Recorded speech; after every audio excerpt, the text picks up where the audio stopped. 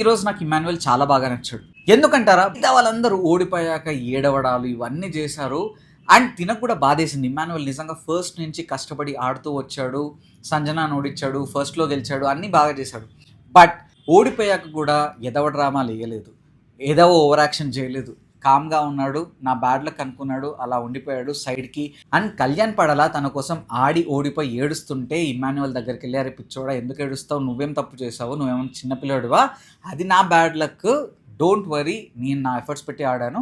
So don't worry" అన్నట్టు నిజంగా ఓదార్చాడు. నాకైతే ఇమ్మాన్యుయల్ ఈ విషయంలో చాలా బాగా నచ్చాడు అండ్ చాలా స్వీట్ అనిపించింది. అండ్ జెన్యూన్‌గా, హానెస్ట్‌గా ఉన్నాడు. ఏదో ఓవర్ యాక్షన్‌లు, మెలో డ్రామాలు చేయకుండా నార్మల్‌గా ఉన్నాడు. చాలా స్పోర్టివ్‌గా తీసుకున్నాడు. అందుకే నాకు నచ్చాడు.